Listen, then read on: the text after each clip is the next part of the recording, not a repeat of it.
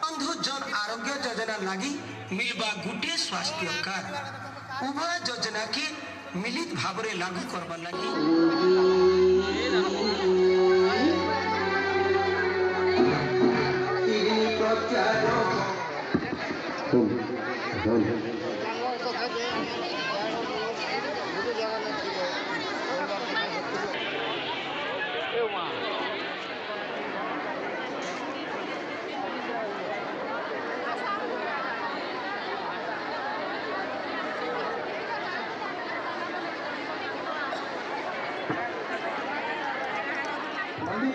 प्रतिबंधित होती आयुष्मान योजना आम जदि गुरुजन मानक आमर आमको बड़ लोक मान नमस्कार कले आज्ञा कौन कहती आयुष्मान भव आयुष्मान हो आयुष्मान हो अर्थ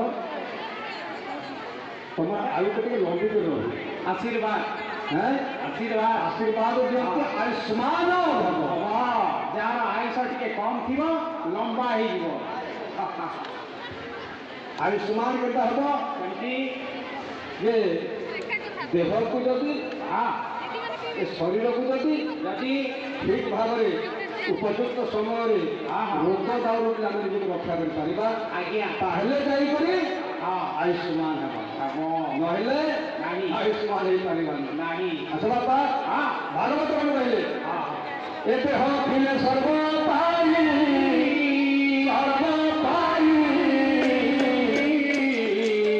जड़े देश में चंद्र छाई ए देह फिले सर्वपाई जड़े देश में चंद्र छाई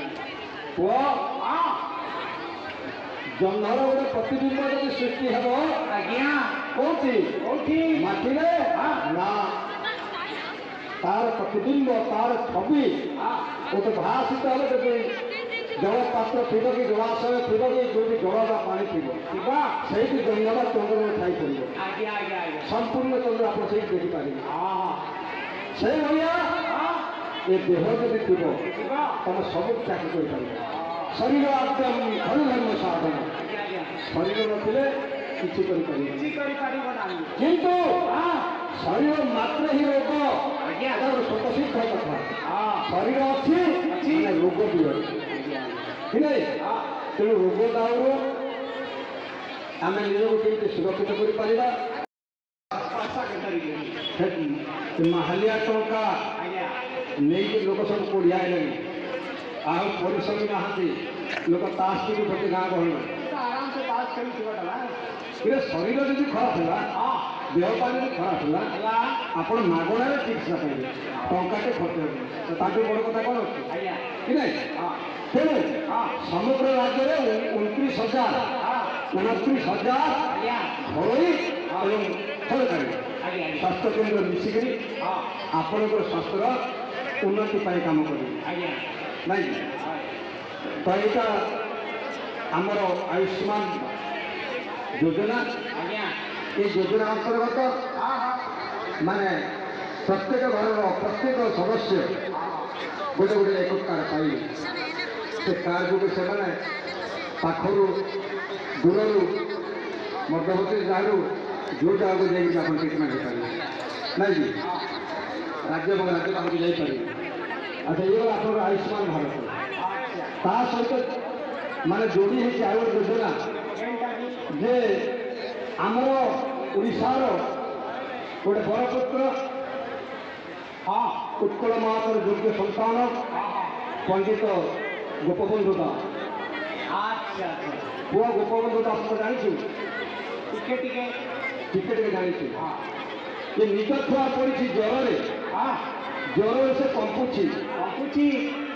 स्त्री कहले तुम बाहर को जा नहीं पुओ गोटे मात्र पुओ से पड़ी बिछना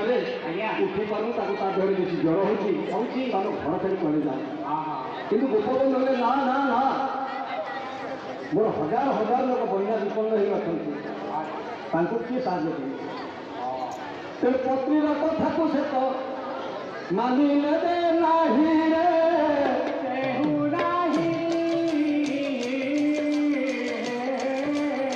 ଆଉ ବିନା ପୁତ୍ରକୁ ଛାଡ଼ି ଗଲେ एकमात्र पुओ जन कंपुची रोगरे पड़ी छटपट होती स्त्री कहले जाओ नहीं किंतु गोपबंधु दास कहले ना ना ना ना मो घर रही पारि मोर हजार हजार बन्या विपन्न लोक अच्छा से साहाଯ୍य करने पानी मंत्र लोक ना तेणु मुझे घर रही पारि ना घर एकमात्र रोगिणा पुओ छाड़ी बाहर चले सारे लक्ष लक्ष हजार हजार बन्या विपन्न लोक साहाଯ୍य कर मुहरे चूड़ा चाउल दौरान पानी मुझे दौरान सेवा करू 5 दिन बीतीगला जिते बेले घर को फेरिले घरे बसिक पत्नी कांदुच स्त्री कांदुची आहा मो बाप मु की करिबी आहा मो बाप धन मु की करिबी